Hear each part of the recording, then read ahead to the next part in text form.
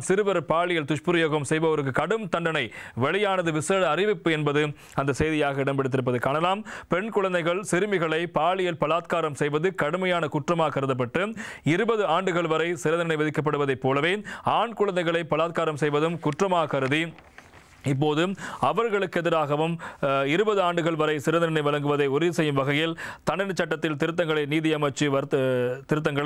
நீதி அமைச்சு வர்த்தமானியில் வெளியிட்டிருக்கிறது. இதுவரை ஆண் குழந்தைகள் பாலியல் துஷ்பிரயோகம் செய்வது கடுமையான பாலியல் துஷ்பிரயோகம் என வகைப்படுத்தப்பட்டு அதிகபட்சமாக 5 ஆண்டுகள் சிறை தண்டனை விதிக்கப்பட்ட சட்டம் நடைமுறை இருக்கிறது. எனவே ஆனால் ஆண் குழந்தைகள் பலாத்காரம் செய்யப்படும் அபாயகரமான சம்பவங்கள் மற்றும் குற்றம் தொடர்பான சர்வதேச சட்டங்கள் ஆகியவற்றை கருத்தில் கொண்டும் ஆண் மீதான பலாத்காரத்தை குற்றமாக கருதும் வகையில் தண்டனை சட்டத்தில் திருத்தம் செய்ய நீதி அமைச்சு நடவடிக்கை எடுத்துள்ளதாக நீதி அமைச்சின் மேலதிக செயலாளர் பியூமந்தி பீரிஸ் தெரிவித்திருக்கிறார். இது தவிர சட்ட ரீதியான பாலியல் வல்லுறவு தொடர்பான சட்டங்களையும் நீதி அமைச்சு திருத்துகிறது. தற்போது 16 வயதுக்குட்பட்ட சிறுமியுடன் உடலுறவு கொள்வது அவருடைய சமத்துவத்துடன் அல்லது இல்லாமலோ சட்டப்படி பாலியல் வல்லுறவுக்கு சமமாகும். இருப்பினும் காதல் உறவின் காரணமாக இந்த பராயத்தில் இருவரின் சம்மதத்துடன் உடலுறவு கொள்ளும் சம்பவங்கள் பல இருப்பதை அதிகாரிகள் கவனித்திருக்கிறார்கள். அதன்படி 14 முதல் 16 வயதுடைய சிறுமிகள் மற்றும் 22 வயதுக்குட்பட்ட சிறுவர்களுக்கு இடையிலான சட்டப்பூர்வ பாலியல் வல்லுறவு வழக்குகள் தொடர்பாக தீர்ப்பு வழங்க உயர் நீதிமன்றத்துக்கு அதிகாரம் வழங்கும் சட்டத்திருத்தத்தை நீதி அமைச்சும் அறிமுகப்படுத்தி இருக்கிறது. தற்போது சட்டப்படி பாலியல் வல்லுறவு அதிகபட்சமாக 10 ஆண்டுகள் கடுங்காவல் சிறை தண்டனை விதிக்கப்படுகிறது.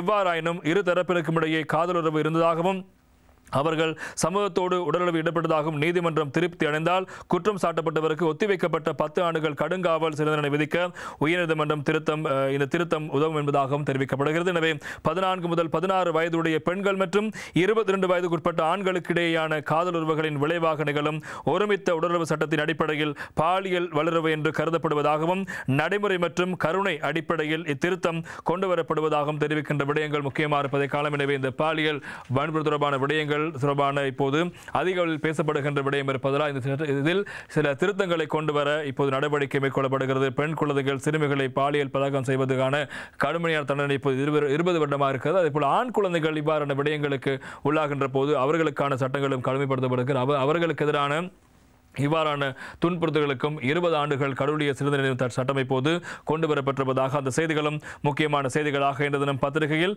இடம்பெற்றிருப்பதை நாங்கள் காணக்கூடியதாக இருக்கிறது. அதே போல இன்னும் ஒரு செய்தி ஒன்றும் இன்றைய தினம் அத பத்திரிகையுடைய முக்கியமான செய்தியாக இடம்பெற்றிருப்பதை நாங்கள் காணக்கூடியதாக இருக்கிறது. இன்றைய அத பத்திரிகையில் இந்த விடயங்களை அடிப்படையாக வைத்து இன்னும் ஒரு செய்தி ஒன்றும் இடம்பெற்றிருப்பதை காணலாம்.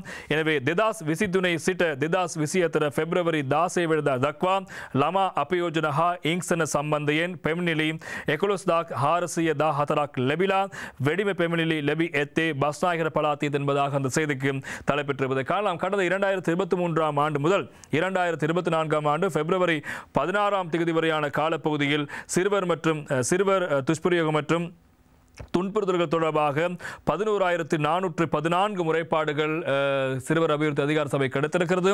இதில் அதிகளவான முறைப்பாடுகள் மேல் மாகாணத்திலிருந்தே கிடைக்கப்பெற்றிருப்பதாக அந்த செய்திகளும் முக்கியமான செய்திகளாக இருப்பதை நாங்கள் காணக்கூடியதாக இருக்கிறது. எனவே இந்த விடயங்கள் குறித்தும் அதிக கவனம் செலுத்தப்பட்டிருப்பதான செய்திகள் முக்கியமாக இருப்பதை காணலாம். குறிப்பாக இமெயில் அதே போல் அதாவது மின்னஞ்சல் ஊடாகவும் 1929 என்ற சிறுவர் பாதுகாப்பு தொடர்பான இந்த துரித தொலைபேசி இருக்கிறதனூடாக இந்த முறைப்பாடுகள் கிடைக்கப்பெற்றிருக்கிறது என்பதும் பிரதானமான செய்திகளாக இருப்பதை காணலாம். இதில் குறிப்பாக பல்வேறு முறைப்பாடுகள் மேல் மாகாணத்திலிருந்தே அதிக அளவில் கிடைக்கப்பெற்றிருப்பதாகவும் தேசிய சிறுவர் பாதுகாப்பு அதிகார சபை தெரிவித்த விடயங்களை காணக்கூடியதாக. எனவே இவ்வாறான விடயங்கள் தென்படுகின்ற போது உங்களிடம் தவறாக நடந்து கொள்வதாக தெரிகின்ற போது நீங்கள் 1929 அழைப்பை ஏற்படுத்தி தொடர்பான முறைப்பாடுகளை பதிய முடியும். எனவே முறைப்பாடு தருகின்றவர்களின் தகவல்கள் ரகசியமாக பாதுகாக்கப்படுவதாகவும் இப்போது தெரிவிக்கப்படுகின்ற தகவலும் இன்றைய அத பத்திரிகையுடைய முக்கியமான செய்திகளாக இடம்பெடுத்திருப்பதை நாங்கள் காணக்கூடியதாக இருக்கிறது.